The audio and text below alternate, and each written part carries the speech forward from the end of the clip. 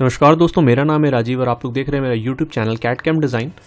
जैसे कि आप ये एक पार्ट देख रहे होंगे, मैंने इसमें कुछ होल किए हुए हैं और इसका मैंने पार्ट का नेम दिया हुआ है ए। तो अब मैं इसमें कुछ चेंजेस करूंगा और मैं आप लोगों को बताने जा रहा हूँ आज की ट्यूटोरियल में कि ये जो नीचे लाइट इंडिकेशन आ रहा है इसका मतलब क्या होता है और आप इससे कैसे रेक्टिफाई कर सकते हैं और आपको असेंबली में इससे क्या बेनिफिट होता है, तो वो चीज़ मैं बताने जा रहा हूँ। और चैनल को अभी तक सब्सक्राइब नहीं किया तो सब्सक्राइब ज़रूर करिएगा, क्योंकि मैं इस तरीके की बहुत अच्छी अच्छी वीडियोस लेके आ रहा हूँ आप लोगों के लिए। छोटी छोटी हैं, बेसिक्स हैं, जो कि आपको इंडस्ट्रियल पर्पज़ में बहुत ज़्यादा यूज़ आने वाली हैं। तो मैं अब आप लोगों को इस पार्ट को मैं असेंबली में ले जाता हूँ और असेंबल में फिर इसमें इंडिकेशन, ये जो कलर आ रहा है इसका मतलब मैं आप लोगों को समझाने की कोशिश करता हूँ। तो सबसे पहले मैं असेंबली में जाता हूँ।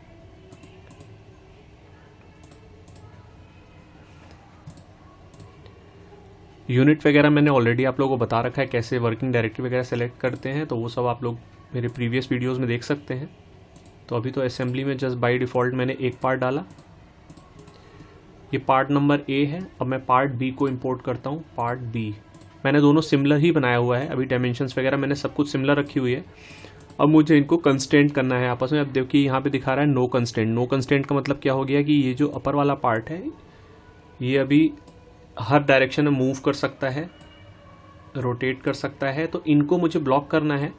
जब ये ब्लॉक हो जाएगा तो इसका कलर चेंज, अभी जैसे पिंक दिखा रहा है, इसका कलर चेंज हो के ऑरेंज हो जाएगा। ऑरेंज का मतलब हो गया कि अब ये फुली कंस्टेंट है। फिर ये पार्ट आप कभी भी नेक्स्ट टाइम ओपन करोगे तो ये मूवमेंट इसका ब्लॉक रहेगा और ये कहीं जाएगा नहीं। तो सबसे पहले और एक चीज़ और ध्यान रखिएगा, जब भी आप किसी पार्ट असेंबली में अगर होल है तो आप होल से होल को मैच करा दीजिए, उसमें प्लेन्स को मैच मत कराइएगा, क्योंकि कभी कभार हम गलती से कुछ होल वगैरह डिलीट कर देते हैं और अगर आप प्लेन के थ्रू इनको कंस्टेंट करोगे तो वो एरर रेक्टिफाई नहीं कर पाता है वो। तो अभी मैं आपको सिंपल सी चीज़ बता रहा हूँ कि जितने होल्स हैं उनमें होल से होल को मैच करा देता हूँ। 2 हो गए, ये वाला इससे, ये वाला इससे, बस। अब ये सारी मूवमेंट रह गई, अब केवल इसको मुझे ब्लॉक करना है। तो ये मैंने लिया यहाँ से, इसको इस सरफेस से इस सरफेस पे मैंने कर दिया कोइंसिडेंट और ये पार्ट एक दूसरे के ऊपर लग गए। अब इनमें कोई भी दिक्कत नहीं है, 0 एरर है, ठीक है। अब मैं क्या करूँगा इसमें, अभी तक ये ग्रीन है, अभी इसमें कोई दिक्कत नहीं हुई। अब जैसे मैं पार्ट ए में गया, पार्ट बी में जाता हूँ। चलो पार्ट बी में गया, ओपन किया। अब जैसे इसमें होल है, मैंने इसमें होल में कुछ चेंजेस करे। जैसे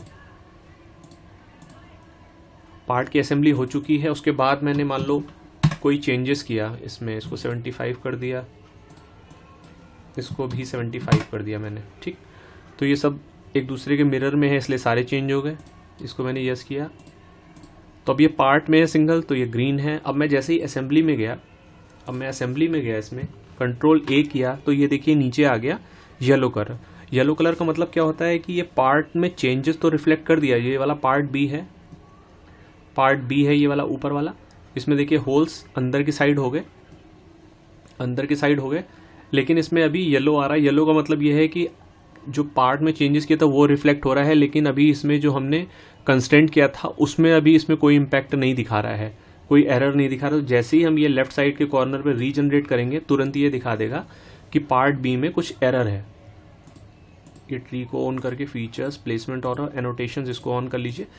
अब इसमें हमें ये चेक करना है कि यार क्या प्रॉब्लम हो गई इसमें, और जब तक रेड रहेगा तब तक आपकी ये असेंबली कंप्लीट नहीं हुई है। इसका मतलब है कि कहीं ना कहीं कोई डिफ़ॉल्ट आ गया है। उस डिफ़ॉल्ट को रेक्टिफाई करने के बाद ही आप इसको मैन्युफैक्चरिंग में भेजा जाता है, नहीं तो गलती के साथ चली जाएगी और फिर वो आपको बाद में असेंबली में दिक्कत करेगा पार्ट। तो अब मैंने इस पर क्लिक किया, इसमें दिखा रहा है कंपोनेंट पार्ट बी में कुछ प्रॉब्लम है, ठीक। अब इसको चेक करते हैं, यहाँ पे गए। अब मैं सबसे पहले चेक कीजिए कि पार्ट में कोई तो एरर नहीं दिखा रहा है, तो इसमें पार्ट के अंदर कोई भी एरर नहीं दिखा रहा है। तो अब इसका मतलब ये हुआ कि इनकी असेंबली में कोई प्रॉब्लम आई है। तो इनको इस पर राइट क्लिक करके इसको एडिट डेफिनेशन किया मैंने। अब देखिए इसमें ये दिखा रहा है पिंक कलर हो गया है, मूवमेंट सारी ओपन हो गई, इसका मतलब है कि इनमें कोई गड़बड़ है। तो ये देखिए हमने कोइंसिडेंट किया था और इनके बीच में गैपिंग आ गई है, राइट। तो ये गैपिंग को हमको रेक्टिफाई करना पड़ेगा। तो इसको यहाँ से क्या करना पड़ेगा, डिलीट।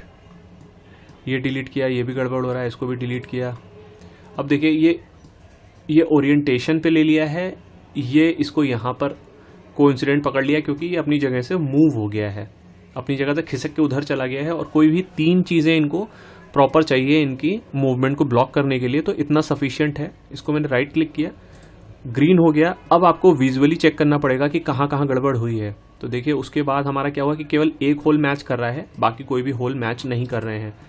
तो पार्ट बी में हम गए, तो अब ये चेक कर सकते हैं कि जब पार्ट ए में हमारा डायमेंशंस जो था, पार्ट ए में जो डायमेंशन था हमारा जैसे दिखा रहा 160, अब पार्ट बी में देखें ये हो गया 150, मतलब 10 mm का इसमें गड़बड़ हो गई है। तो अब पार्ट बी में जाके ओपन कर दें। ओपन करने के बाद आपको कुछ चीज़ें विजुअली चेक करनी है, कुछ चीज़ें आपको कलर से चेक करनी है। तो इसमें जाके जो गड़बड़ हुई है उसको दोबारा से ठीक कर लेते हैं। 80 राइट, ओके। अभी हमने दोबारा से पार्ट में चेंज कर लिया। अब देखते हैं असेंबली में अब कैसा है। कंट्रोल ए किया, अब ये फिर से आपने जो चेंजेस किए वो इसमें तो दिखा दिया, लेकिन जब तक रीजनरेट नहीं करेंगे तब तक ये कोइंसिडेंट का जो प्रॉब्लम है वो उस जगह नहीं पहुंचेगा। तो अब हम मॉडल पे गए, रीजनरेट किए, रीजनरेट के बाद ये अपनी जगह पे लग गया। अब इनको एक बार चेक कर सकते हैं, तो एडिट डेफिनेशन। अब देखिए ये पार्ट, अब ये सारे पार्ट आ गए, तो अपनी अपनी जगह पर ये सारे होल्स आपस में मैच कर गए।